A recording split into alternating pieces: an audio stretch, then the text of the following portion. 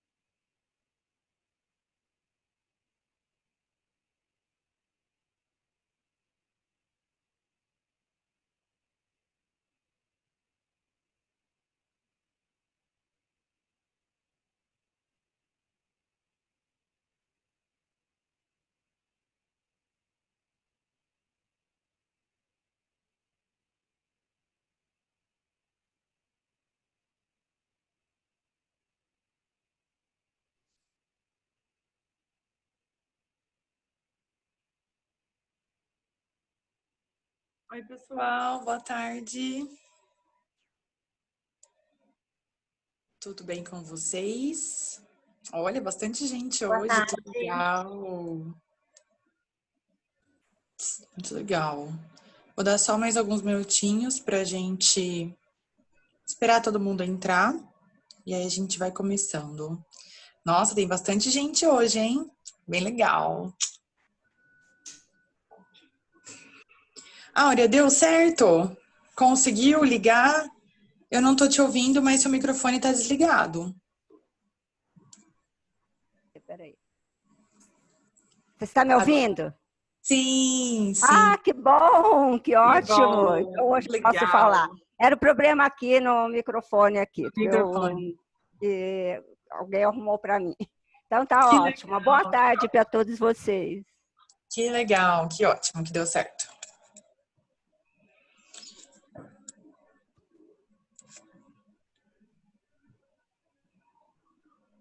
Conseguiram ler, gente? Deu para terminar? Um livro mais curto, bem mais curto, né? Se bem que nossas últimas leituras também foram bem breves, né? Desde março a gente está com obras mais curtas.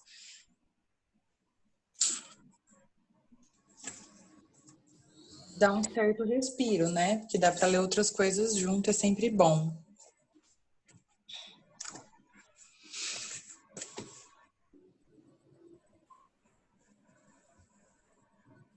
É curta, né? Mas ao mesmo tempo muito densa, difícil, né?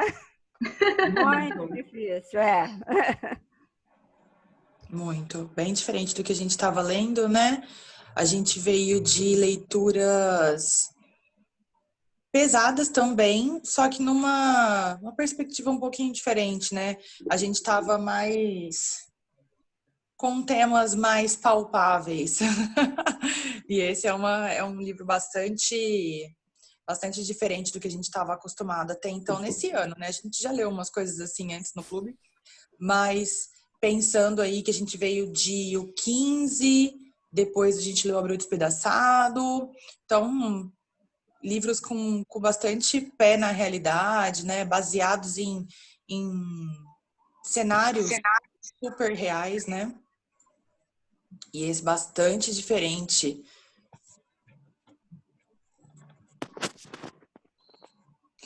Bom, gente, eu vi aqui que são 4 e 5, eu vou começando, e aí conforme o pessoal for entrando, o pessoal vai também começando na discussão com a gente. Então, sejam muito bem-vindos, eu vi que tem bastante gente diferente que eu não tinha visto por aqui nenhuma vez, então eu vou me apresentar antes desse comecinho. Eu sou a Gabriela, eu sou a mediadora desse clube. Então, esse Clube do Livro, ele acontece num cenário normal, na Fundação do Livro e Leitura, aqui em Ribeirão Preto. Eu acho que talvez tenham pessoas que não são de Ribeirão Preto aqui hoje. Então, o nosso clube acontece sempre em Ribeirão presencialmente, mas com o cenário aí da quarentena e da pandemia, a gente veio para o meio virtual. Então, o nosso clube já tem quase 4 anos em Ribeirão presencial, né? E a gente está agora aí tentando se reinventar para não perder esses encontros, para não perder o nosso ritmo de leituras. A gente veio, então, para o Zoom, a gente migrou para o meio virtual e estamos aí desde março. Então, para quem nunca tinha participado de nenhum encontro nosso, fica o convite para continuar. No site da Fundação, vocês podem entrar lá no www.fundação do livro, depois a gente pode até deixar o link aqui no chat, tem o nosso calendário completo. O nosso clube tem um calendário anual, então as nossas leituras já estão escolhidas até dezembro. Então, quem quiser continuar participando com a gente enquanto a gente estiver pelo Zoom, pode então acessar o nosso calendário lá no site da Fundação. No Instagram da Fundação também tem sempre os avisos, tem sempre os links, então quem quiser ficar à vontade pode entrar em contato com a gente, tanto no Instagram quanto acessar o calendário no site. A nossa leitura de hoje, então, é A Metamorfose, do Kafka. Esse livro não era para ter sido lido em junho, esse livro era um livro do segundo semestre, mas como a nossa feira foi adiada e a gente ia ler um livro do Mia Couto, a gente trouxe, então, Metamorfose para a leitura de junho e jogou o livro do Mia Couto, que é o autor homenageado da feira, para setembro. Então, em setembro, a gente vai ler Mia Couto. Esse livro foi uma escolha conjunta no ano passado, várias pessoas comentaram que queriam, estavam com vontade de ler, a gente não tinha lido nada. O nosso clube tem uma curiosidade, nós não repetimos autores, então a gente sempre lê autores que nós nunca lemos, e aí a gente não tinha lido Kafka até então, foi uma vontade do grupo, do coletivo, achei muito legal, eu não tinha lido nada, foi a minha primeira experiência, e fiquei sem palavras, gente. Que livro absurdo e maravilhoso, enfim. A nossa discussão pensando sobre o contexto, né? Porque eu acho que é sempre muito importante e pelo que eu vi, pelo que eu pesquisei aqui, o do Kafka é muito, muito importante para o livro, né? Então, ele foi um autor que viveu de 1883 a 1924, ele morreu muito jovem, com apenas 40 anos, e ele é um autor que nasceu na República Tcheca, né? Durante antes de ser República Tcheca, né? Mas a atual República Tcheca. E ele se formou em direito e ele tinha trabalhos comuns, burocráticos, né? Mas ele considerava que a escrita era o verdadeiro chamado da vida dele. E é muito interessante quando a gente lê um pouquinho da história dele, que ele se sentia desconfortável nesse mundo real burocrático com a obrigação do trabalho para ter um sustento, porque ele sentia que, né, o verdadeiro chamado da vida dele era a escrita. Mas, infelizmente, enquanto vivo, se eu não me engano, acho que só 3 obras foram publicadas, alguns contos, seriados. Então, ele não foi um autor que viveu para ver o seu próprio sucesso e a sua escrita aí estourando, né? A maioria das suas obras foram publicadas depois que ele faleceu por um amigo. Ele, inclusive, chegou a pedir que essas obras fossem destruídas, mas o amigo fez um bem à humanidade, não destruiu e publicou, então, essas obras. Ele tinha uma relação familiar muito conturbada com o pai. A gente vê alguns reflexos dessa relação, principalmente nesse livro, né? Eu não li outras obras do Kafka, mas nesse fica bastante evidente esses conflitos de relações familiares, né? E ele tinha uma relação bastante conturbada com o pai era bastante diferente dele em questões físicas, né, em opinião, em jeito de ser, e é bastante interessante a gente ver um pouquinho disso na Metamorfose, né? Então, assim, a gente percebe que ele tem alguns temas que estão ali na obra, que é a relação familiar, essa coisa da brutalidade, tanto da brutalidade física quanto da brutalidade psicológica, que vão passar aí. É um livro muito abstrato, muito diferente dos livros que a gente leu esse ano, bastante difícil. Eu pensei em muitas coisas enquanto eu estava lendo, mas eu quero ouvir um pouquinho da experiência de vocês. Vocês já tinham lido, porque eu sei que é uma obra muito famosa, então muita gente já deve ter lido há muito tempo atrás, relido para agora, ou não, só vindo para a gente conversar um pouquinho. Então, eu queria ouvir um pouquinho como foi essa experiência de vocês aí.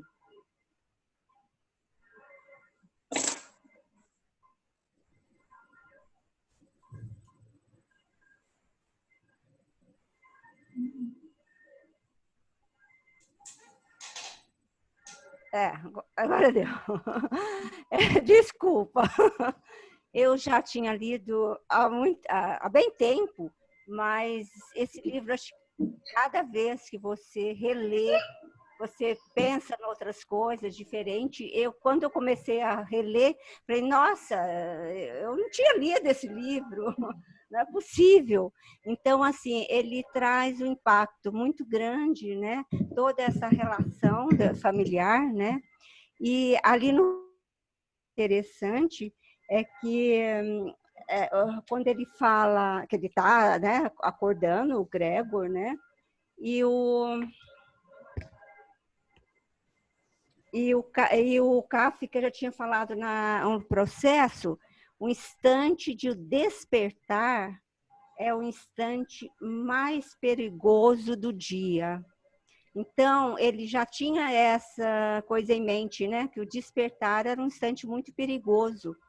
E ele falava isso nas suas cartas também, que ele sentia muito estranho quando ele acordava de manhã. Então, essa estranheza, ele passou tudo para esse personagem, né? Que é o Gregor, né? Por enquanto é isso.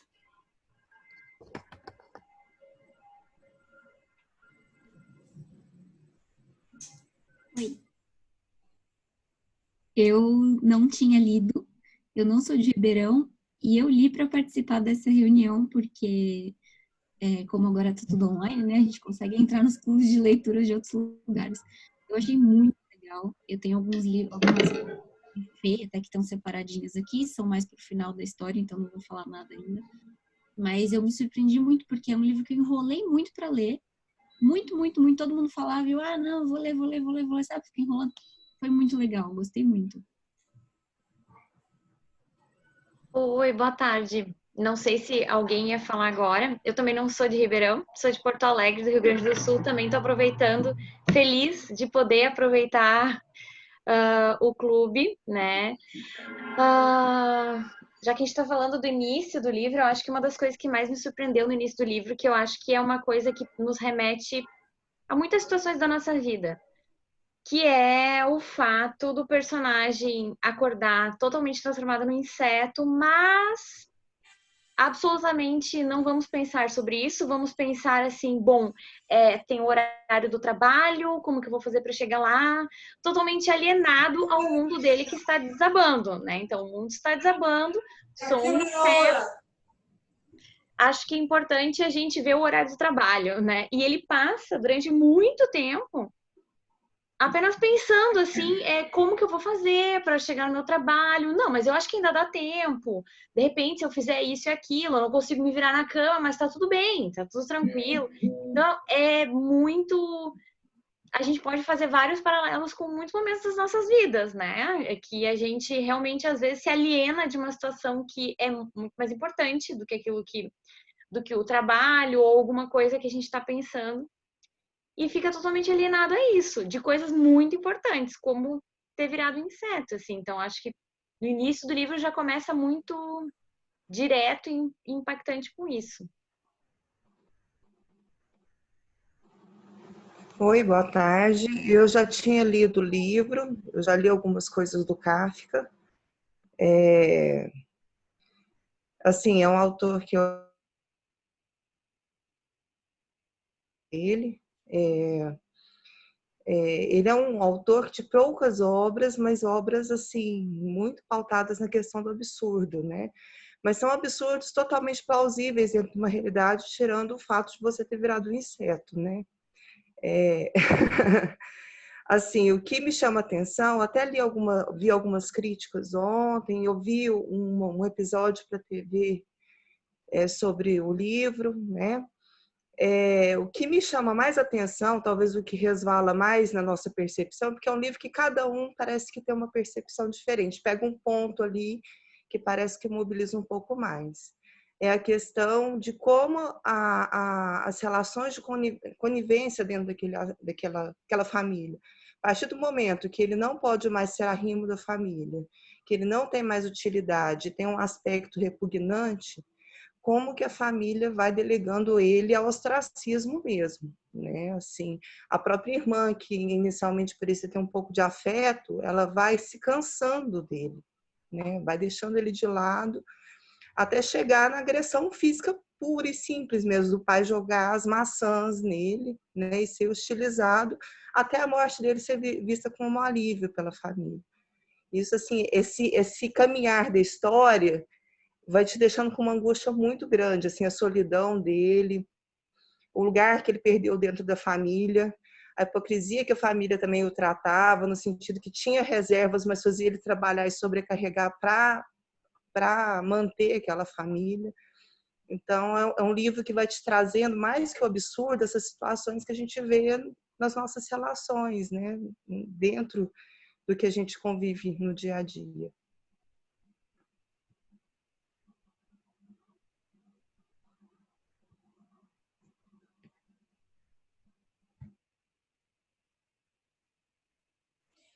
Eu fiquei muito impressionada com a própria escrita, né? A escrita é muito simples.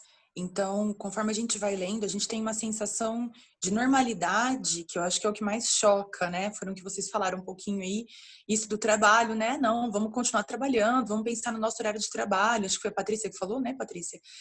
Então, assim, a normalidade que vem até da própria escrita, uma escrita muito simples, muito acessível. E aí você vai lendo aquilo e você fala, gente, mas que coisa absurda. A gente está vendo um evento que é totalmente incrível e fantástico e de repente ele está ali. Não, mas tudo bem, né? Tô aqui, me transformei num inseto gigante, mas tô aqui. As costas estão doendo aqui, mas eu não alcanço, porque das patinhas, as coisas das patinhas para mim foi assim, sufocante e aflitivo. E você fala, gente, ele tá falando de, tipo, inúmeras patinhas, como se fosse uma coisa completamente comum. E, né, quem nunca, né, pensou que tinha inúmeras patinhas? E aí isso me deixou assim, eu fui lendo e eu falei, gente, que livro esquisito, porque simples, a gente vai ficando chocado e sufocado, mas ele continua te levando numa toada leve. Então, assim, para mim, poucos escritores, poucos autores que eu tinha lido até hoje tinham esse dom da escrita simples, mas que toca de uma forma, assim, direta e absurda. E eu achei isso fantástico, né? Essa coisa do contar ali, né, que ele vai te falando, parece que ele tá te falando assim, acordei, aconteceu tal coisa, hoje tô contando meu dia para você, como se fosse uma coisa completamente normal, né? E aí, de repente, toda aquela situação desconfortável e absurda do gerente da loja entrando na casa dele, fiquei pensando, gente, que chefe que chega na casa da pessoa e bate lá na porta e fala, por que você não foi trabalhar? Então, assim, são sensações muito, muito estranhas de absurdos sendo contados com muita normalidade, né?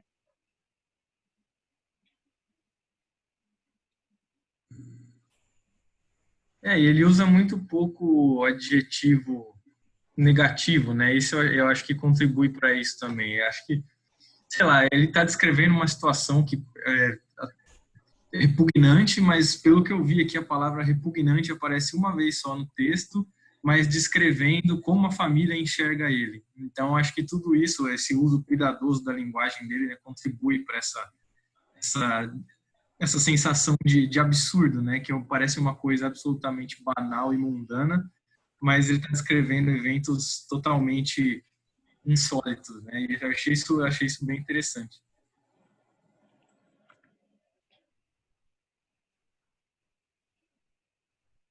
Gente, vocês estão tão tímidos hoje. Oi. Oi? Oi, sou eu, Paulo. É a primeira vez que eu participo e é a primeira vez que eu uso o Zoom. Então, pode ser que não esteja dando certo. Vocês estão escutando? Sim. Então, beleza. Eu queria, assim, eu não acho que a linguagem do Kafka seja normal, nem seja simples. Na realidade, eu acho que ela é extremamente sofisticada. Na linguagem dele, o que me chama atenção, assim, é a objetividade, que não é uma questão de simplicidade, é uma questão, até uma escolha estética arriscada, porque ele está falando sobre algo que, na realidade, não é objetivo. Tem um caráter simbólico, todo o texto dele não é uma narração comum, não é uma narração de um fato. Mas ele usa uma linguagem burocrática, não só uma linguagem objetiva, mas burocrática, como se fosse um relatório de fatos acontecendo da maneira mais objetiva possível.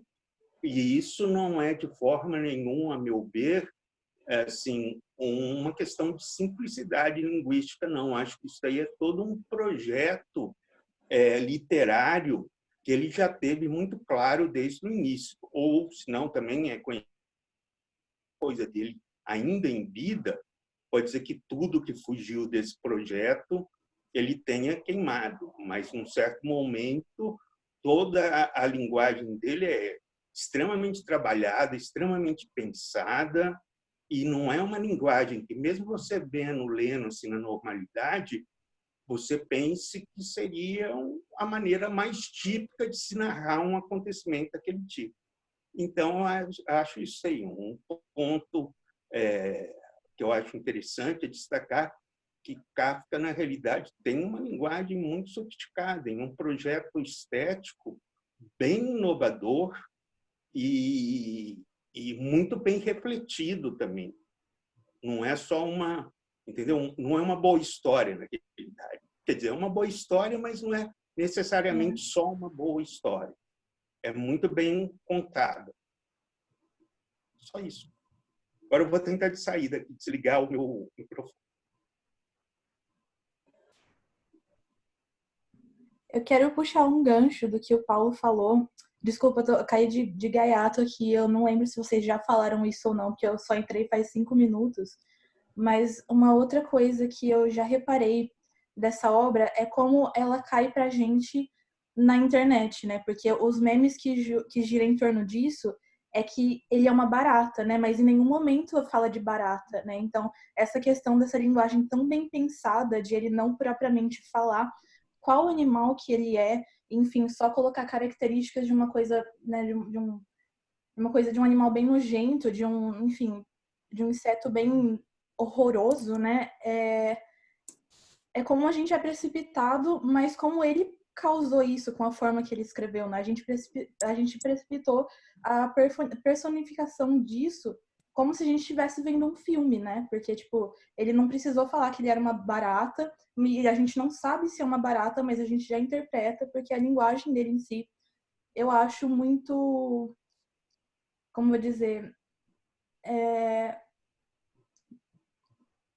me parece que tem uma imagem já pronta. Parece que eu tô lendo um filme, sabe? Então, enfim, só complementando que eu realmente acho muito bem articulada essa questão de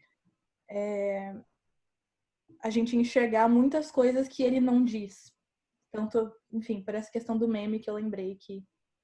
Essa questão da barata, na verdade, é uma representação mais contemporânea, que na República Tcheca, eu estava vendo uma pessoa falando, eles imaginam um besouro. Sim, eu fui Então, lá no Goodreads, alguém no comentário falou besouro, mas era em inglês. Eu achei que nos Estados Unidos fizeram isso, mas a nossa imagem é muito de barata. Eu nunca tinha visto nada de besouro. A segunda vez que eu li o livro, pra mim sempre foi barata. o livro que eu tenho, a edição, representa como tem uma barata na capa. Então, a gente vê que é muito... Porque, assim, é um animal que tem um monte de patinha. Quantos animais não podem ser? E eu acho que, para nossa representação, barata é o bicho mais repugnante que poderia ter qualquer... A falar, eu já imaginei uma barata, né? Até pelo casco e tal. Eu falei, é uma barata. Mas você vai vendo outras pessoas, eles imaginam outras coisas, né? E eu acho que é isso que é tão interessante, porque dá margem para você imaginar outras coisas, né? Justamente por não ter falado exatamente o que é. Sim, a forma que ele escreve realmente me tira do campo da subjetividade de algumas coisas na literatura, porque eu consigo, porque eu falei, me dá a impressão de que eu tô lendo literalmente um filme. Todas as situações são tão bem descritas de forma tão simples, mas tão clara, que a gente imagina barata, que a gente encaixa algumas coisas na nossa própria cultura, né? Isso até encaixa, acho que, de cultura para cultura também, que nem vocês falaram da questão do besouro, que pra gente é barata. A mesma questão, tem uma crônica do Rubem Braga que chama Cafezinho, né? E aí eu tava lendo ela há muito tempo atrás e eu fiquei pensando, né? Imagina se uma pessoa na Europa lê isso, porque a cultura do cafezinho ela é muito brasileira, né? Não tem nada a ver com o que eles têm na Europa. Então, tipo, é muito legal como isso, a forma que ele escreveu de forma tão abrangente, tão clara e tão, sei lá, sucinta. É um dos meus livros favoritos, com certeza. O termo que o... Alô? O termo que o Kafka... eu vou ficar aí, eu espero, depois eu falo. Eu penso, né, que o Kafka, assim, ele não tem uma linguagem simples, né, igual você falou, Paulo. Eu acho que ele é muito assim objetivo, ele é claro, e eu acho que ele usa essa, vocês estão me ouvindo, então, eu acho que ele usa essa linguagem mais objetiva e mais clara, justamente para a gente conseguir interpretar esse absurdo e trazer para a gente. Ele causa um mal-estar com essa linguagem. Ele coloca a gente na pele do personagem. Então, se ele escreve uma obra dessa, com um absurdo tão grande, que ele fica margeando, né, entre a fantasia e a realidade. A fantasia e a realidade, se ele usa uma linguagem que a gente considera mais sofisticada, a gente não ia ter tanto essa sensação de mal-estar e talvez não conseguisse se encaixar na pele do personagem. Então, talvez a gente não conseguisse interpretar todas as sensações e tudo que ele quis passar. E ter essa série de interpretações que ele oferece para o livro. Porque é impossível você ter uma única interpretação. Você tem várias, e de vários aspectos, de vários campos da vida, social, familiar, trabalho, assim, tem muitas interpretações. Né? Então, se ele tivesse usado uma linguagem mais sofisticada, talvez teria atrapalhado. Né? E todas as obras dele são com a linguagem assim, mais simples, não mais simples, só que mais objetiva, né? Não é uma coisa exclusiva da Metamorfose. Pronto. Então, eu gostaria de falar que o termo original que o Kafka usou em alemão era uma palavra que já não era muito usada no alemão, era uma palavra pouco usada e que significa um inseto infamiliar, um inseto que só... Eu vou ter que parar um pouquinho, porque senão o interfone vai ficar parando. Mas, basicamente, é isso. A ideia dele, aí da sofisticação da linguagem, que quando ele fala da família, ele já usa uma palavra que significa infamiliar. Quer dizer, um inseto infamiliar, um inseto que você não encontra na casa, só na natureza, no meio do mato, um inseto diferente. Então, ele tem várias jogadinhas desse tipo. E também o tema familiar, infamiliar, é um tema de toda assim, obra dele. Tudo gira em torno desses dois temas. Porque tem um absurdo, e o absurdo está entre o que é familiar e o que não está, ou infamiliar. Então, nesse sentido, tem umas coisas também interessantes. Assim, é óbvio, o inseto pode ser qualquer um, por justamente esse fato. Ele é um inseto infamiliar, um inseto que ninguém pode definir exatamente o que é, que não tem nome. Tudo bem?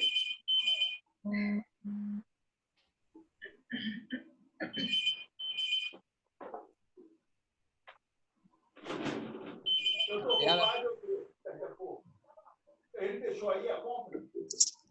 Inclusive, a edição que eu tenho desse livro, a edição que eu tenho, a tradutora, ela fala que ele escreveu em alemão, e quando ele escreve em alemão, ele usa já nessa primeira frase, que é a frase, né, mais famosa, que todo mundo conhece, ele usa em alemão quando ele fala sonhos intranquilos, monstruoso e inseto, essas 3 palavras em alemão começam com UN, né, que é como se fosse um prefixo em alemão que mostra, que dá sentido de negação.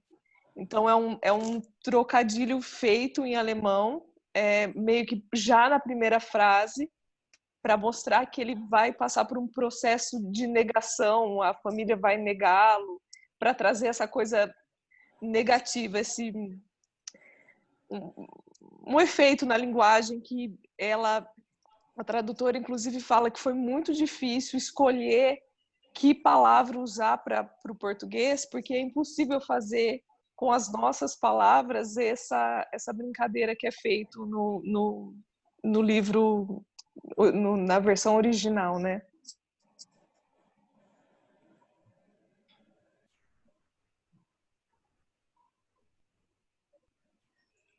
É fantástico, né?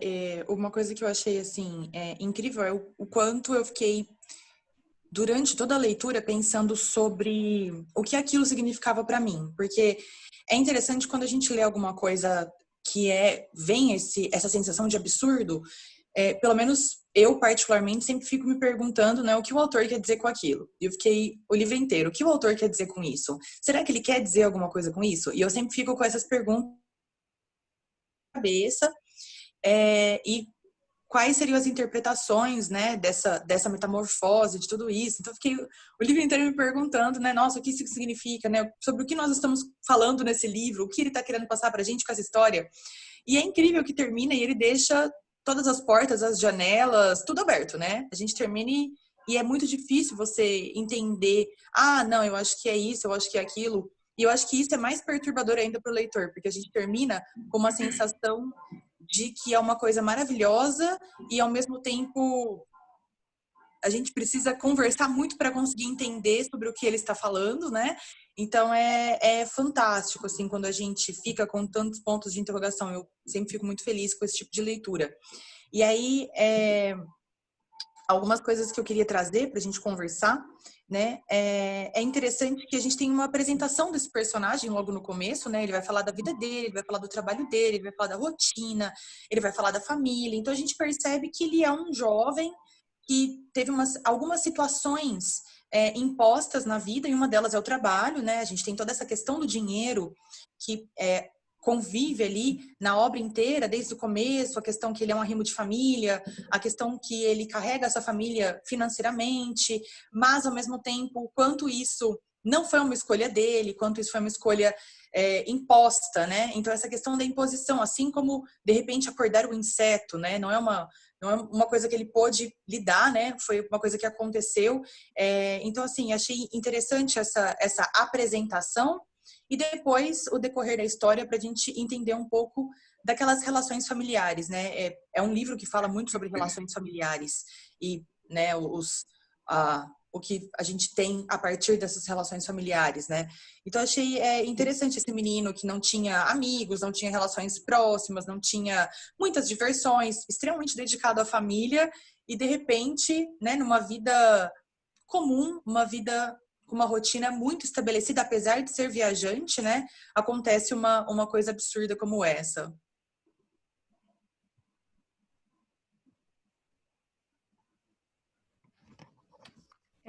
Eu acho que realmente a vida dele é muito restrita, mesmo sendo viajante, era muito monótono, ele detestava o trabalho, né? Ele não gostava. Então, quando houve essa transformação dele, uma hora ele fala, eu achava que seria bom tirar todos os móveis, tudo, e ele estaria vivendo numa toca. Então, a sensação que tem é que ele não mudou tanto para ele se achava preso no trabalho, preso pela responsabilidade, pela família, a parte financeira toda, pela família. Então, ele se sentia preso a isso, e quando ele se transformou num inseto, parece que essa mudança, vamos dizer, não foi tão chocante, sei lá, que nome dá isso, não sei se eu fiz me entender. Eu acho que o importante é a perda de referência, porque ele próprio também começa a questionar a própria humanidade. E também eu acho esse livro bem triste, sabe? Assim, vai dando uma tristeza na gente, assim, né? Quando tiram os móveis do quarto dele, né? E subsequentemente o quarto dele vira um depósito, um quarto de despejo, né?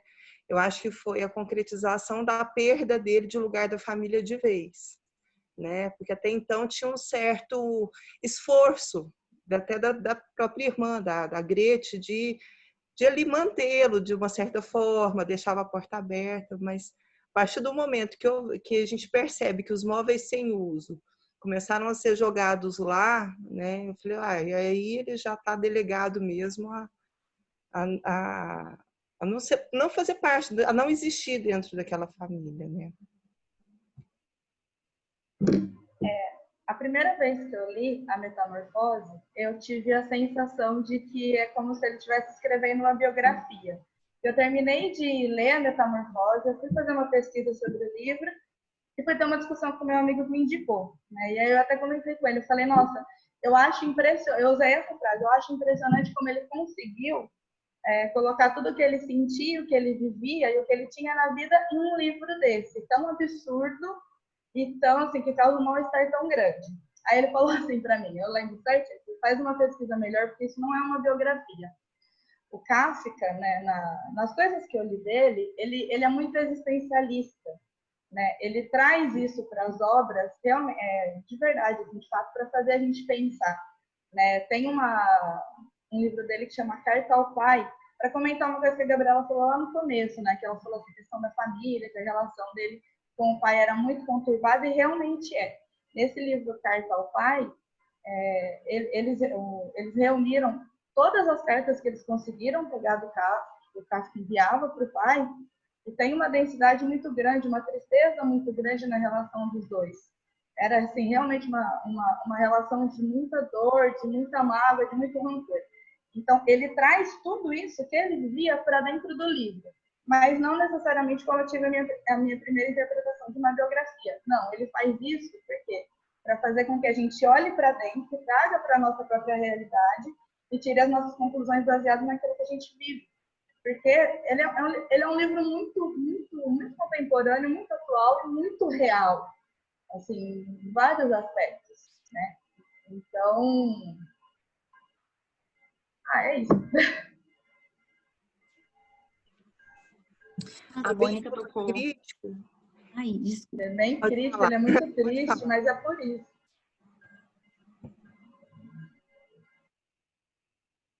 Uma coisa que me tocou muito nessa parte, até que vocês mencionaram dos móveis e tal, é que me parece, não sei se foi uma interpretação minha, assim, mas me parece que o Gregor, ele sempre tenta interpretar a família dele de um ponto de vista bom. Por exemplo, eles querem cuidar de mim, eles não querem me assustar. E, na verdade, ele tá sendo a vítima, mas ele fica sempre achando que tá todo... Tem até uma passagem que ele fala que eles não mudam de casa porque eles entendem que é um infortúnio que caiu em cima da cabeça deles, que nunca vai ser resolvido, mas que não é por causa dele, porque ele poderia facilmente ser transportado numa caixa com furinhos. Eu li aquilo e fiquei assim, gente. E aí eu comecei a pensar um pouco também, fazer um paralelo com a questão do envelhecimento, como tem muitas famílias que colocam os idosos nesse espaço de recolhimento e de deixar no quarto de despejo, assim. Bom, eu fui refletindo, né, em cima da história.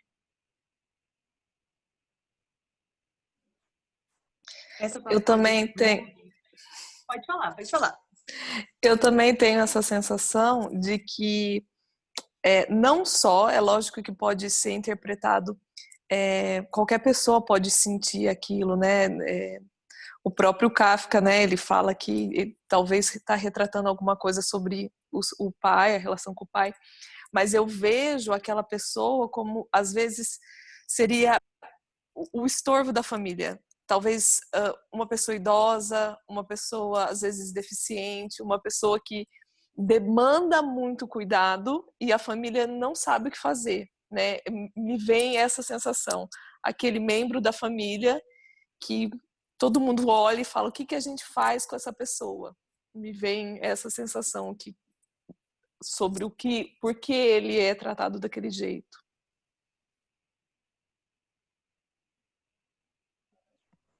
Uma coisa que eu achei bastante interessante nessa passagem dos móveis é a relação dele com o quarto e com a memória daquele quarto, né?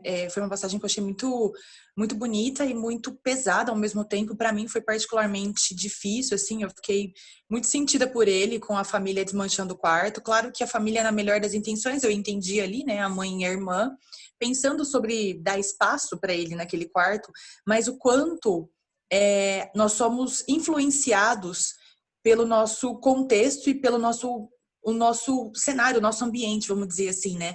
O quanto a nossa memória está ligada a objetos, ao lugar, o nosso pertencimento está ali. E aí a família tirando tudo aquilo dali, é como se ele não pertencesse mais àquela família, né? Então, aquele imóvel não faz mais sentido ali porque ele não usa, ele não pertence mais àquele lugar. A memória dele foi destruída ali, foi desvinculada. E aí eu fiquei muito chateada, eu falei, nossa, é como se minha família, de repente, resolvesse né? Tipo, desmobiliar meu quarto, achando que para mim seria melhor viver só como uma cadeira, por exemplo, né? Mas é tudo aquilo que conta a minha história, né? Que tem as minhas memórias, e as memórias, principalmente as que são ligadas somente a mim enquanto pessoa, né? Porque tem algumas coisas que são nossas e a gente não divide. Então ele ali grudou naquele quadro da moça, naquele momento ali, e ficou com aquilo, né, nela, e não vai tirar esse quadro daqui, né? Uma coisa que é da pessoa, importante para a pessoa, que às vezes para a família não tem significado algum, para as pessoas que entram ali não tem significado algum, mas o quanto a nossa memória é muito importante, né?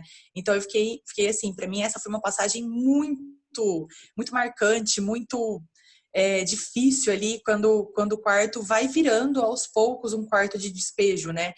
Que é isso, né? A pessoa vai perdendo a importância, vai perdendo o vínculo e vai ficando distante mesmo. Eu acho que é a parte da desumanização do próprio personagem, que até aquele ponto a irmã cuidava dele, levava a comida, cuidava pra ver do que ele gostava, do que ele não gostava, realmente tentava tratar ele como uma pessoa. Depois disso é que o pai taca a maçã nele, ela não liga mais se ele comeu, se ele tá bem, tanto que e depois ele morre de fome. Então, assim, é o processo, é a parte virada do livro. Agora ele é uma barata. Mais nada, não é uma pessoa, não é meu irmão, não é meu filho. Mas aí eu tenho uma pergunta para vocês. Vocês acham que quem é desumanizado primeiro, ele ou a própria família?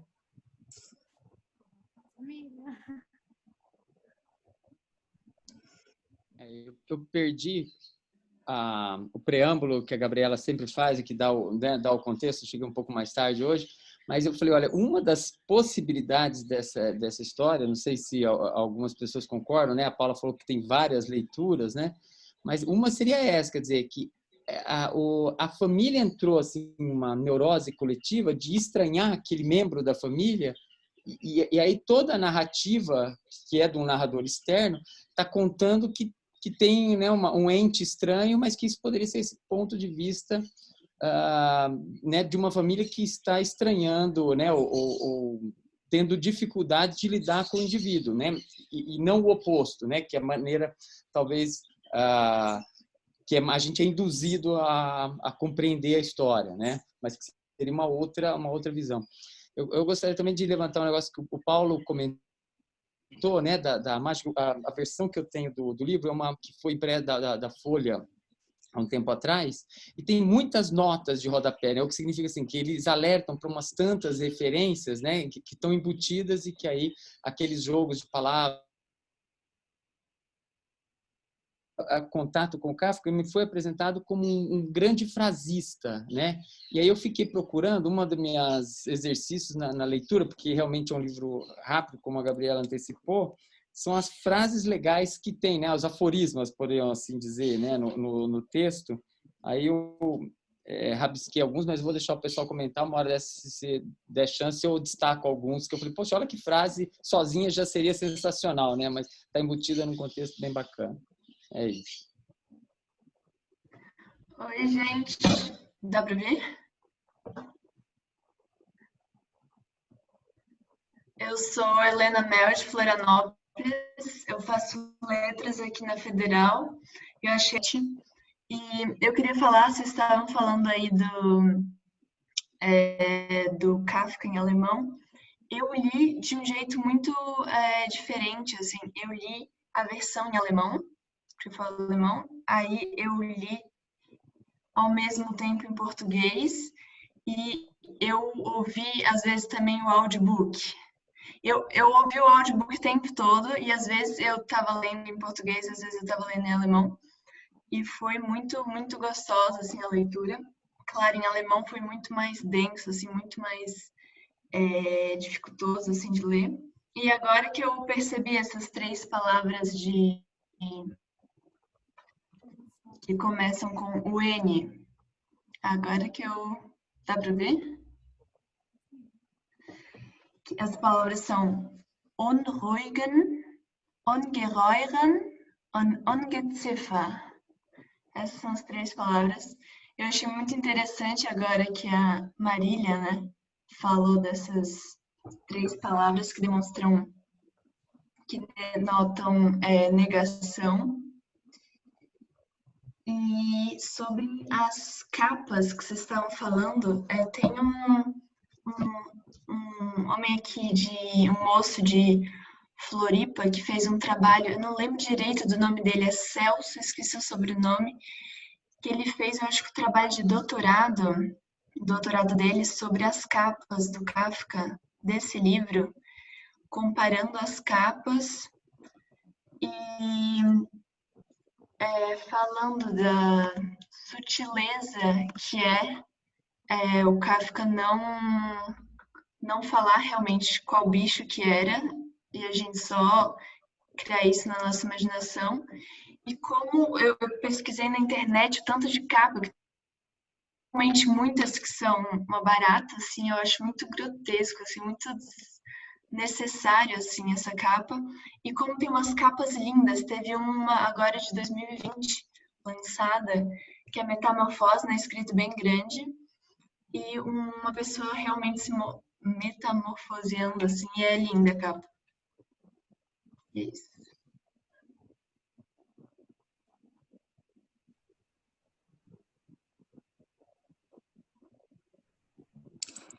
Eu vou puxar uma outra questão que eu acho que é bacana também, a gente pensando um pouco nesse contexto da família, e claro que quando a gente lê, a gente sempre pensa direto no personagem principal, né, que é o Gregor Samsa, e essa metamorfose e tudo mais, mas eu lendo, eu tive também uma sensação de que ele tá falando da metamorfose, é claro, dele, mas tem uma outra personagem aí que foi bastante metamorfoseada, vamos dizer assim, a própria irmã, né, ela passa por diversas fases durante esse livro, e eu achei isso muito interessante, né? A gente sai, então, de uma menina, e a primeira vez que ela aparece, eu tive a impressão extremamente infantil ali, batendo na porta, né? Por favor, responde, responde, né? E essa menina meio criança ali no começo, e essa menina cuidadosa, etc. E na transformação dela para uma mulher, né? Que trabalha, que tem horários, que tem compromissos, deixando um pouco de lado o fato de que ela passa a ignorar o irmão também, né? Que ela deixa o irmão de lado, que ela né, aquele cuidado, aquele carinho, aquele amor, ele é também transformado pela repulsa, pelo cansaço, né, pelo esgotamento, mas que, se a gente for avaliar num olhar de papel da mulher, é bastante interessante esse papel da mulher que cuida o tempo todo e que chega uma hora que não aguenta mais cuidar, né, que sobra para ela, né, porque ali literalmente sobrou para ela. Ela entende que, como eu que sempre cuidei, né, aquele olhar da mulher de, é meio que a minha missão, é meio que o meu dever. Mas, né, nós estamos falando de uma família que tinham 3 pessoas, e aí sobra para ela, e aí chega uma hora que a pessoa cansa, né? É fatal, né? Sobrar o serviço de limpeza, de alimentação de uma pessoa para uma pessoa só. E é interessante também essa transformação dela durante o livro, né? De uma menina ingênua, amorosa, cuidadosa, carinhosa, para uma mulher independente que chega num ponto e fala, gente, chega, eu não aguento mais, né? A gente tem que fazer alguma coisa porque não dá. Então é interessante essa grande transformação e o fato de que só ela tem nome, né? Os pais não têm nome. Então ele nomeia só a irmã.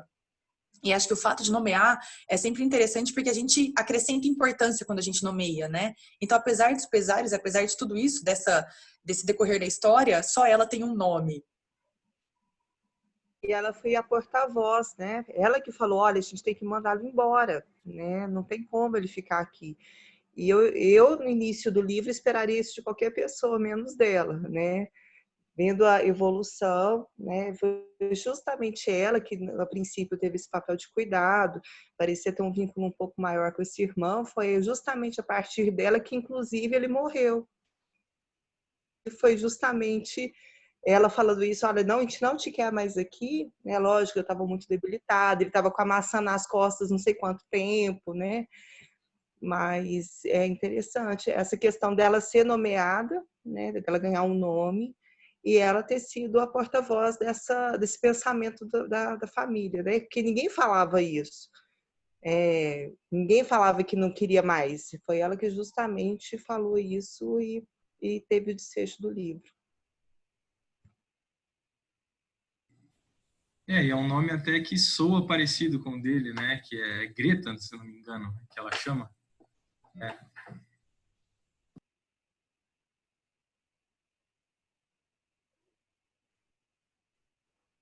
Oi. Eu nunca sei se eu estou falando ou não estou falando, então... Estou falando? Beleza. Eu acho que as duas questões, a primeira sobre desumanização e a segunda sobre o papel da irmã dele, né, a questão do cuidado feminino e depois da liberdade e tal, eu acho que elas são bem interligadas, porque a primeira questão que foi posta foi em relação ao que desumanizou primeiro, o personagem principal ou a família.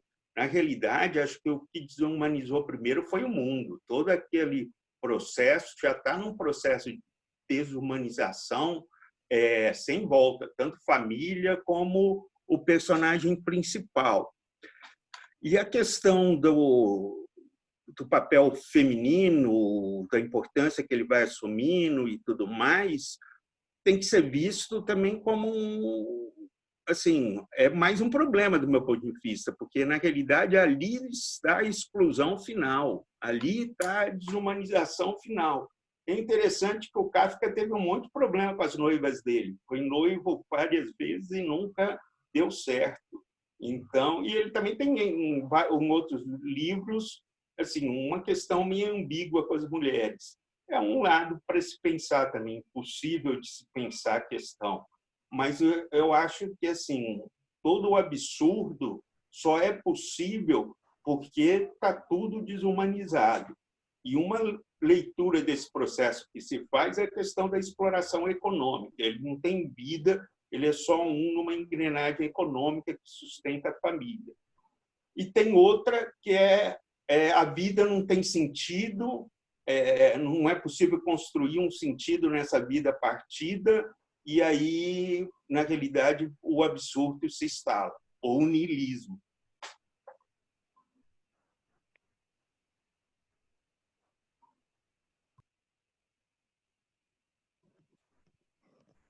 Eu acho que o interessante é ele se dedicou a vida toda dele à família, né? A trabalhar. No momento que ele percebe que ele não é mais importante para a família, que a família não precisa dele mais, é que ele se deixa morrer. Ele se deixa morrer. Então, para ele parece que a vida dele só fazia sentido enquanto a família precisasse dele.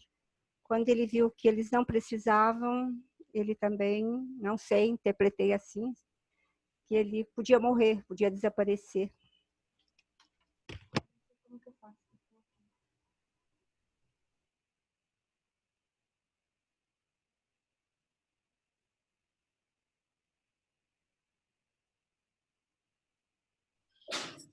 Eu concordo com a parte de que ele se deixa morrer, mas eu não, assim, eu tenho uma visão de que ele não percebe que ele não é mais importante. Ele percebe que ele está sendo negligenciado, né? Está acontecendo uma violência, mas ele só se toca a hora que ele escuta a irmã falar que não dá mais.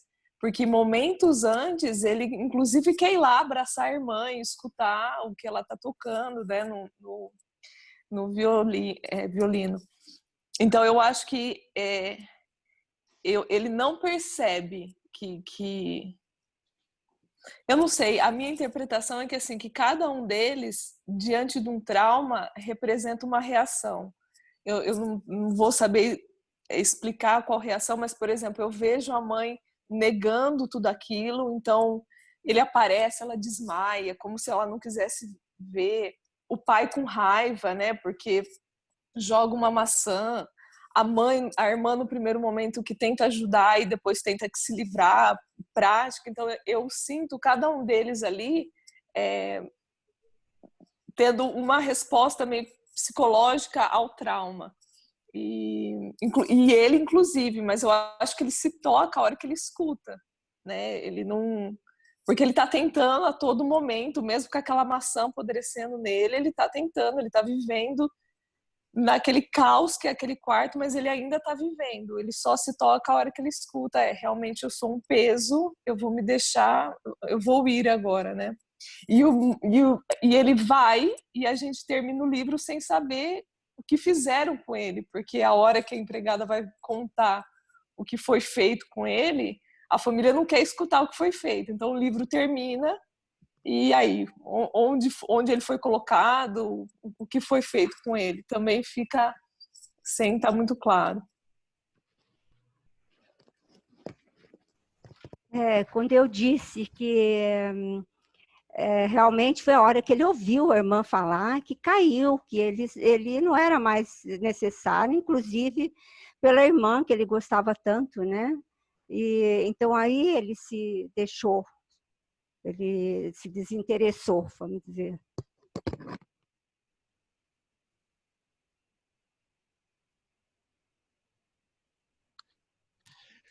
Eu acho que uma parte que, pelo menos para mim, ficou bem forte foi em relação a dessa transição, né, da família não precisar mais dele.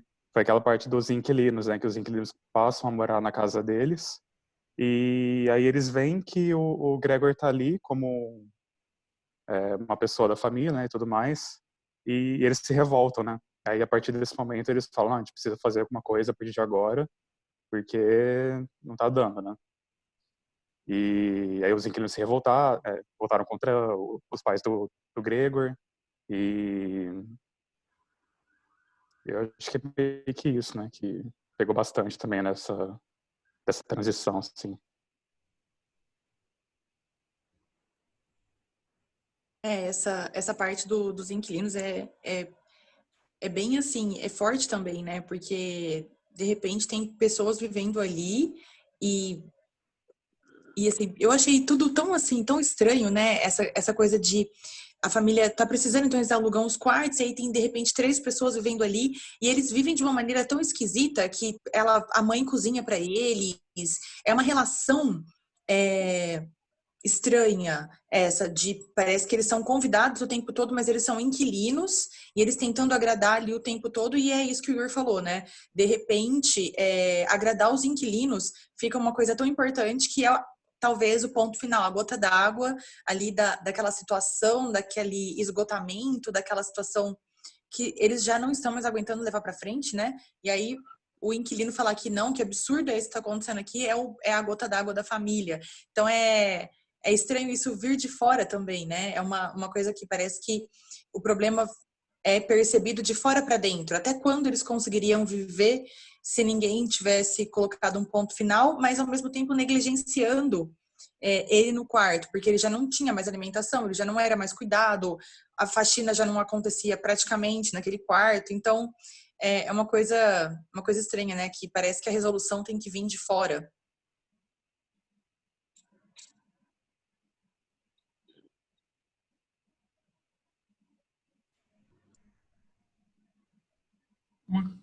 Eu acho que essa questão da desumanização é interessante, porque ao mesmo tempo em que, ao que tudo indica, é um processo de desumanização mesmo, afinal ele vira um inseto, mas acho que ela nunca chega a ser estabelecida de fato, porque justamente toda a revolta e todas as emoções morais da família, né, vergonha, raiva em direção a ele, vem justamente de responsabilizar ele por aquela situação, e parece que alguém só pode ser responsabilizado se é de alguma maneira visto como ainda um humano, até porque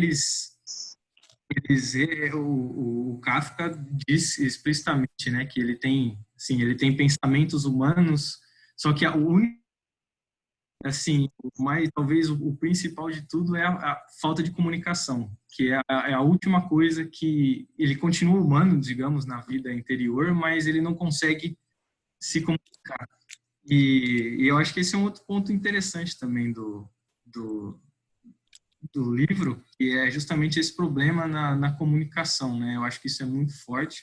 E a parte da música, acho que é especialmente interessante nesse ponto, porque ela não sei, ao que tudo indica, parece que é uma comunicação ainda mais visceral, né, do que a comunicação oral.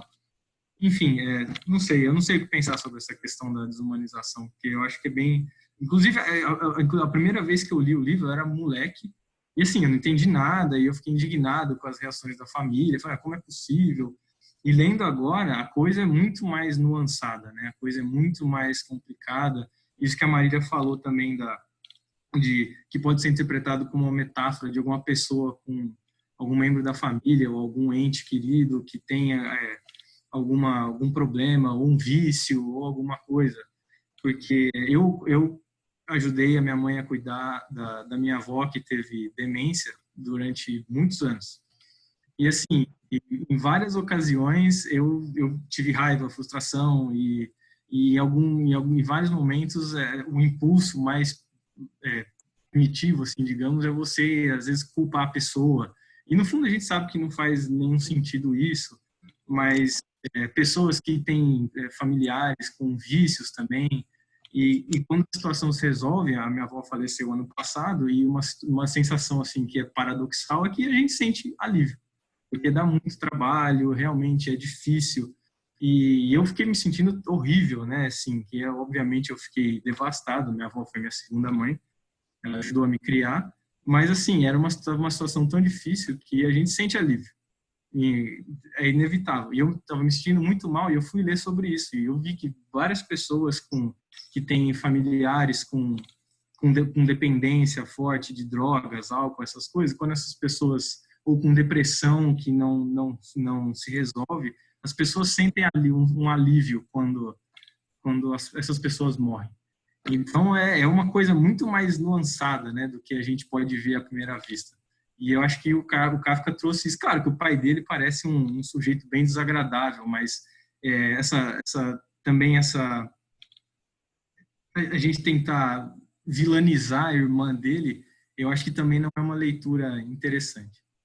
A coisa é mais complexa do que isso. Tanto que ela desabrocha no final, depois dessa situação, né, que o livro termina com ela se espreguiçando, é como se tivesse realmente florescido. Isso sei lá, é bem paradoxal.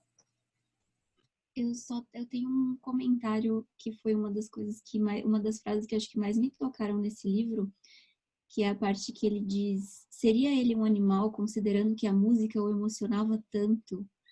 Essa questão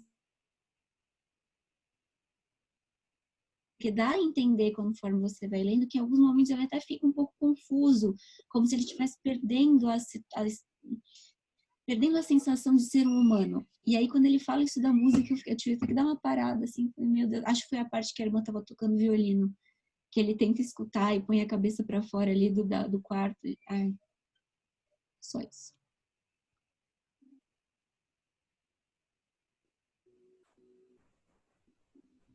Uma das minhas primeiras impressões quando eu li esse livro, eu tive duas impressões com toda essa questão da metamorfose.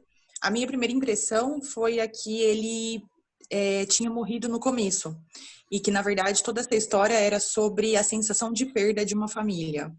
Né? Então, assim, a questão da metamorfose em um inseto, eu tive muito essa impressão, que, na verdade, o inseto era a memória de uma pessoa que parte. E aí, toda essa coisa de desmobiliar o quarto, do vazio, e de um momento que aquela memória é tão sufocante que a família não consegue mais lidar com aquilo e tem que pôr um ponto final, tipo, não, essa pessoa morreu. Foi a minha primeira impressão. E aí, logo em seguida, eu pensei nessa questão da depressão, né? De uma pessoa que sofre depressão e que está em depressão, por conta disso, de acordar, não conseguir sair da cama, aquela coisa no começo. Eu tive também um pouco essa leitura, né, da pessoa depressiva e a família lidando com uma pessoa doente em casa. Então, eu tive um pouquinho essa leitura que a Marília falou no começo e que o Felipe complementou agora. Foram duas coisas que passaram muito pela minha cabeça durante a leitura, né?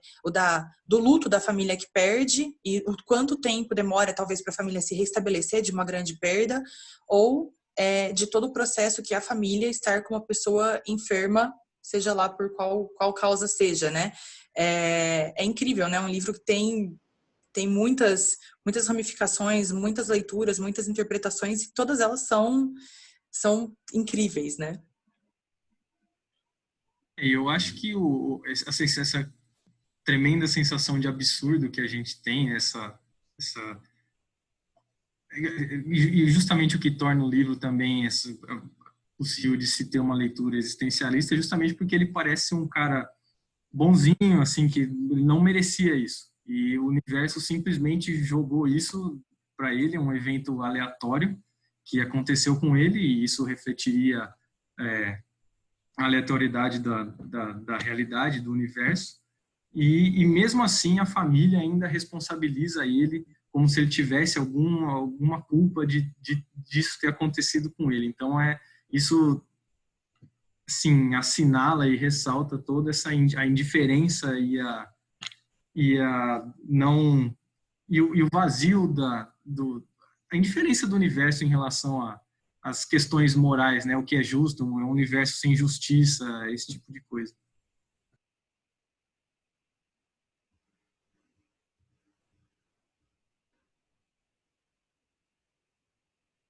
Pegando o gancho que a Gabriela havia dito em relação à questão familiar e em relação também àquela achar que ela estava começando como se ele já estivesse morto, né? Reflete muito nessa situação. Eu acho que a gente pensar algo e ver o quanto o livro ele vai tomando a escrita, né, a forma com que vai sendo desenvolvido em várias transformações. E um ponto que eu queria chegar é nessa última questão, quando ela citou das janelas abertas, né, e de que não tem uma continuidade, né? A gente vê que termina ali. E eu acho que é um livro que poderia, né, até continuar, porque a gente acaba querendo saber mais depois de tudo que aconteceu, né? Assim, é como se não tivesse terminado. E entra essa questão, parece, psicológica. Eu acho que a gente já começa a se analisar. Automaticamente, a gente começa a se analisar intimamente, em algumas relações, né? Como foi citado. Talvez seja o pai, a avó, o irmão. Eu acho que o Kafka, ele usou assim, acho que é um pouquinho de cada um de nós. Então, acho que é uma leitura que faz a gente pensar, refletir. E não tem fim, né? Eu creio que qualquer pessoa que vai ler, né, um novo aluno, uma nova indicação, é uma continuidade. Então, acho que não tem fim. Eu queria dizer assim, a primeira vez que eu li o livro, alguns anos atrás, eu já não tinha gostado muito. Eu reli agora e vi que eu aumentei em uma estrelinha a pontuação do Goodreads. Então, eu apreciei um pouco mais a obra, mas assim, eu admito que é um livro bom. Assim, principalmente de ser debatido, porque ouvindo vocês comentando as interpretações de vocês, essa é coisa que eu nunca ia pensar. Ele é muito bom nesse sentido. Eu queria dizer que eu não concordo dessa parte de ser uma metáfora para depressão, algo do tipo, porque no começo ele ainda se via como uma pessoa funcional, capaz. Ele queria levantar e queria trabalhar. Ele não estava nem aí que ele era uma barata. Ele tinha que chegar na hora. O chefe dele estava vindo, o chefe dele estava aí. Ele tinha que sair. O que ele vai fazer? A família precisa de dinheiro.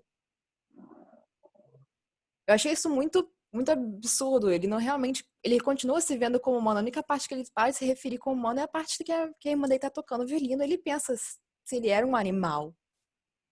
Até aquele ponto ele ainda era humano para ele mesmo que não mais para a família.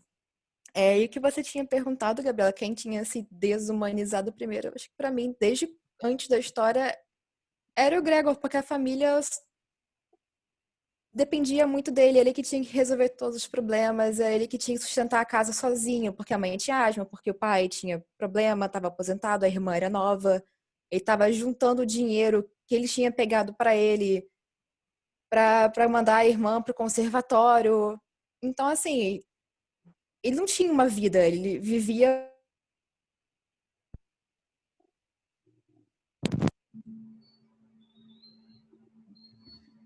Eu acho que vem um pouco, pegando aí o gancho, das cobranças, né, que às vezes a gente se faz também, né? Será que ele não estava se vendo daquele jeito? E ele se vê dos dois jeitos, né? Ele precisa ir trabalhar, sim, apesar do que está acontecendo ou o que aconteceu com ele, porque a família depende, porque ele é o mantenedor, porque a irmã dele tem um talento e ele que vai apoiar. Mas devido a toda essa cobrança, ele sofre qualquer que seja a doença que a gente for nomear, mas vem essa o Kafka põe ele como o próprio Gregor começa a se enxergar como um inseto peçonhento, porque ele não consegue mais fazer tudo aquilo. Ele já não é mais, e todos dependiam dele, a ponto que pôr estranhos em casa e trabalhar para esses estranhos são mais importantes do que cuidar dessa pessoa que passa a ser um estorvo. Acho que foi a Marília que usou esse termo, né? Do estorvo ali, e como é difícil lidar com alguém, seja qual for, seja um vício, seja uma doença, uma esclerose, que é realmente difícil, né? Então, essas analogias que eles trazem, né, é muito disso. Será que ele, pela cobrança de tudo aquilo, não passou a se enxergar? Em momentos ele se enxerga humano e em momentos ele se enxerga como ele é o primeiro a não dar valor para si mesmo, porque ele dá tanto valor para os outros e os outros dependem disso, e aí ninguém mais dá valor para ele, nem ele mesmo, a ponto que ele não existir mais seria esse alívio coletivo, de fato. E quando citaram, tem um livro do Chico Buarque, inclusive, que chama O Estorvo, e é muito parecido as histórias, que também é sobre um familiar, um cara que ele é sempre visto como, nesse caso, no do Chico Buarque, ele é visto como um encostado da família, mas nem sempre por opção dele, não por folga nem nada. E ali é isso também, não quer dizer que foi uma opção dele, mas algo levou aquilo, né? E acabou levando a todo o resto.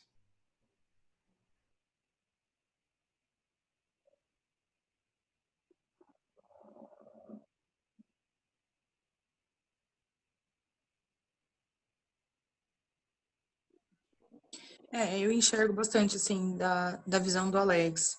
Eu fiquei com essa coisa, né, do fardo que é imposto à pessoa, né, e do quanto isso pesa e o quanto isso vai tirando a identidade, né, porque ele é uma pessoa ali, ele fala, né, ele não tem amigos, ele não tem hobbies, ele não se diverte, ele volta para casa e ele quer ouvir a irmã tocar, quer ajudar a irmã, então, assim, o quanto aquela obrigação,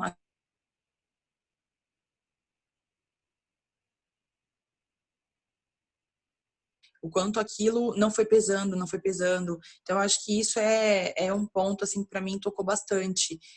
Até onde a pessoa aguenta, né? Até onde a pessoa consegue ir com uma obrigação e uma responsabilidade que não é dela de fato, que é imposta a ela, né? Que é colocada para ela fazer. Então, eu acho que isso me pegou bastante. Foi uma coisa que eu ficou batendo, assim, na minha cabeça, né? Que é impossível você viver bem e feliz com uma responsabilidade de um problema que pauta a sua vida e não é seu, né? E não é uma dívida que não é sua, uma responsabilidade que não é sua, apesar de ser família, né? Mas isso foi uma coisa que eu levei também a leitura toda.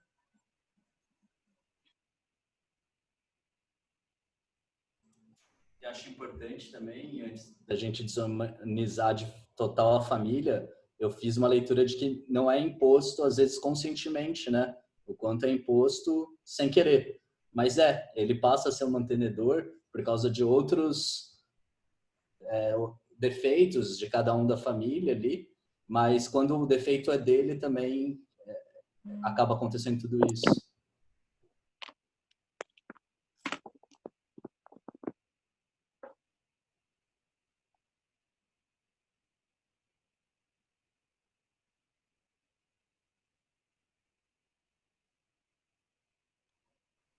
E mais, gente, vocês estão silenciosos hoje, tá todo mundo muito introspectivo.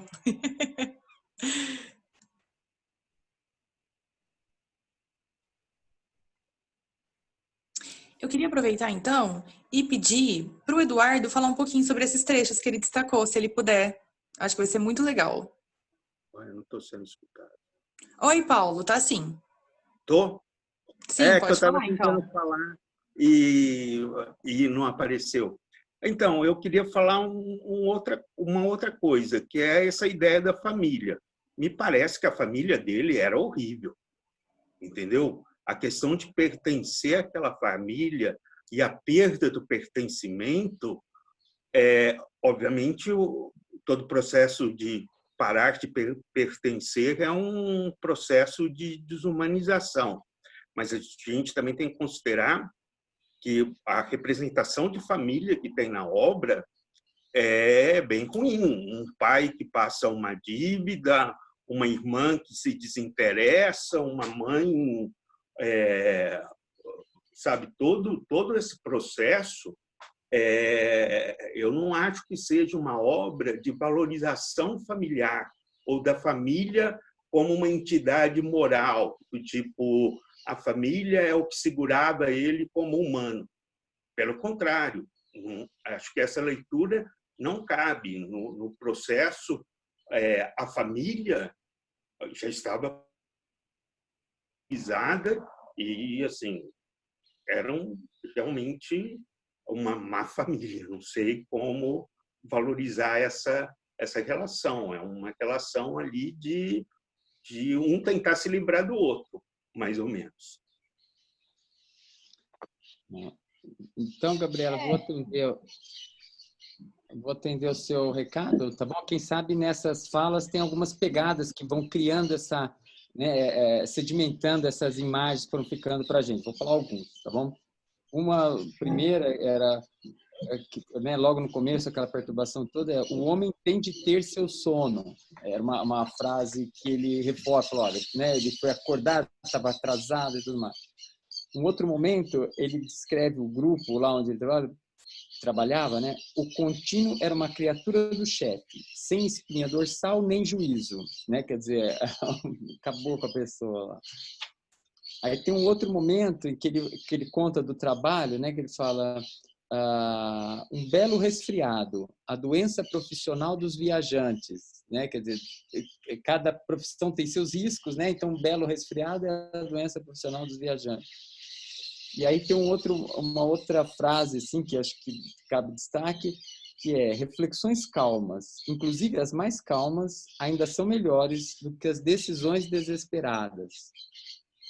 Então são umas coisas que lembram essa linguagem elaborada, né, e que vão deixando pontos firmes, assim, que vão, né, conceitualizando, demarcando, né. E eu vou ficar com essas assim, mas tem uma série delas. Muito obrigado.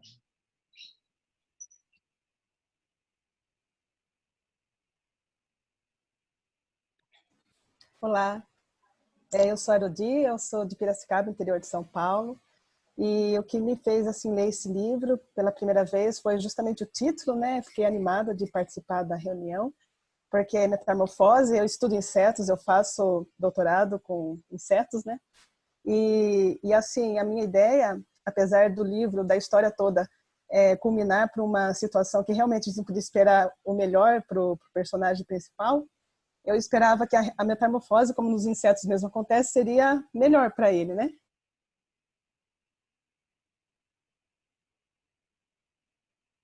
Uma pessoa muito mais forte, assim como acontece, né, nos animais, né?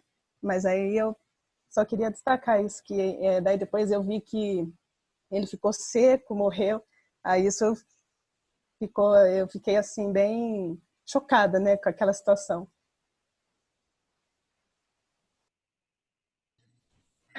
Inclusive, uma curiosidade, o Borges, quando traduziu esse livro, ele deu uma entrevista em algum lugar que ele reclama dessa tradução que virou a tradução comum, traduzir como metamorfose, que parece que para o espanhol ele traduziu simplesmente como transformação, e que o termo metamorfose já é mais carregado e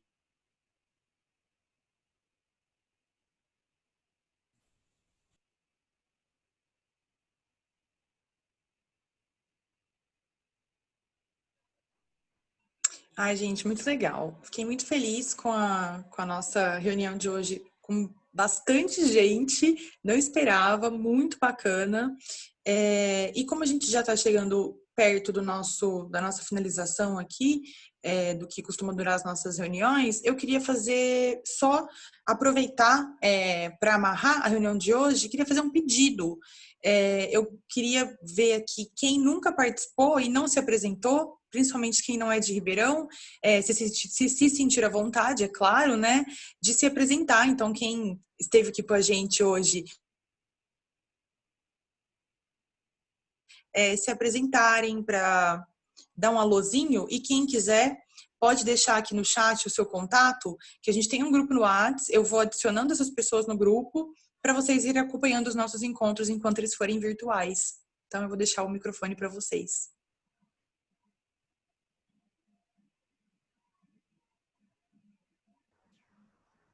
Oi. Ninguém? Ah, oi. Oi. Eu sou de Ribeirão. Conheci vocês por uma amiga que está aqui também.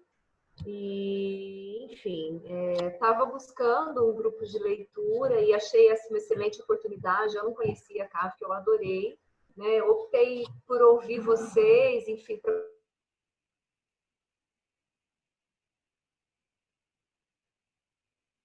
com certeza. E é isso, já deixei meu contato aí. Obrigada.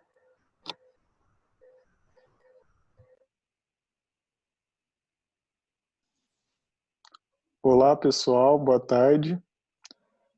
Meu nome é Saulo, é a primeira vez também que eu estou participando do grupo. Eu moro atualmente em Ribeirão Preto. Eu fui convidado pela Marília, minha esposa, e eu achei muito interessante a discussão de vocês. Foi a primeira vez que eu li o livro do Kafka. Eu achei, assim, muito intenso, né, essa ideia de que ele já coloca no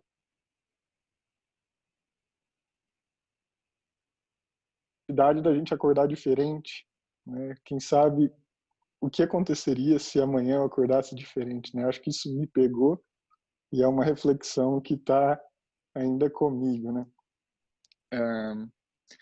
Uma coisa que eu gostaria também de comentar, que para mim foi muito marcante nessa questão da humanização, né, ou da desumanização que vocês colocaram, que é no momento que o pessoal, acho que a irmã dele, né, passa a chamar ele de isso, né, e não mais de ele, fala, isso não é Gregor.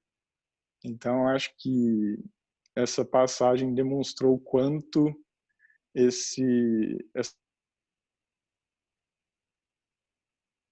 não simplesmente se referia a ele como um objeto, né, isso e não mais ele.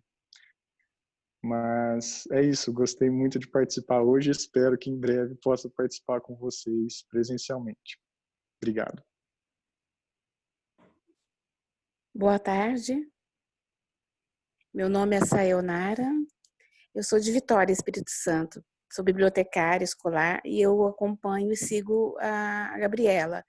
E é a minha primeira vez, espero participar dos próximos, gostei muito dos dias de hoje. Tá?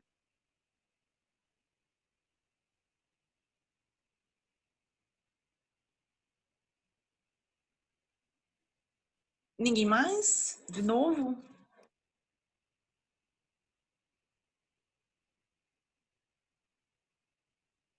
Vou aproveitar para falar, eu sou Mariana, sou do Rio de Janeiro.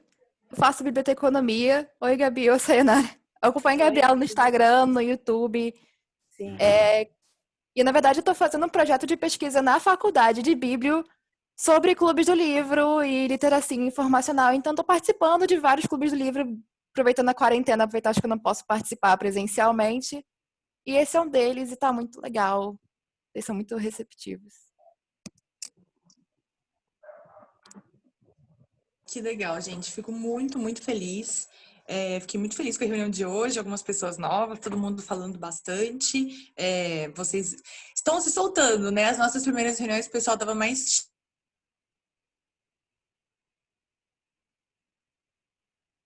estão à vontade de falar, não flui igual, né? É muito mais difícil essa coisa de cada um fala uma vez, mas a gente vai se adaptando e eu espero que em breve a gente volte para o nosso presencial.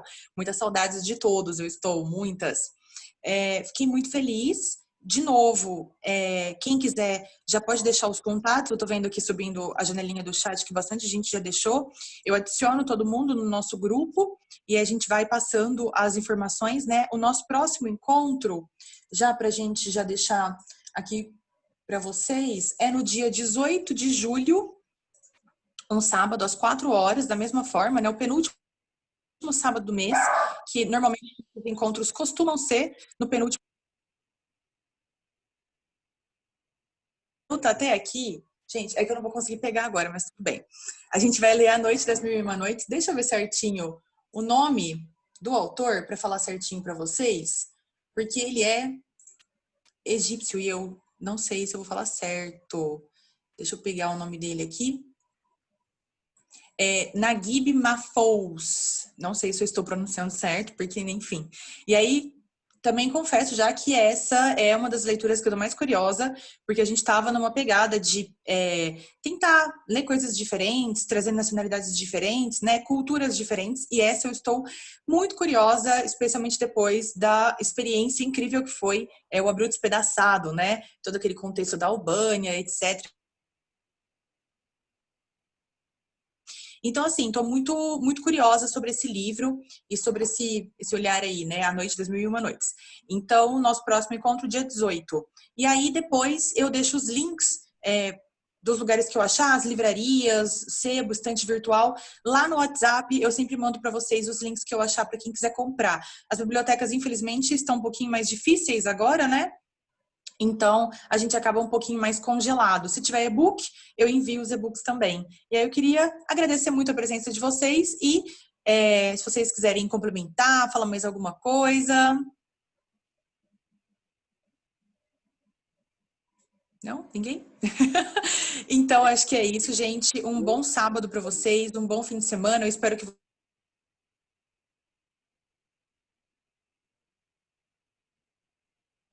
que a gente possa se rever e, né, continuar o nosso clube nas outras atividades também, mas que está sendo muito bom online, pela oportunidade de conhecer pessoas novas, está sendo incrível.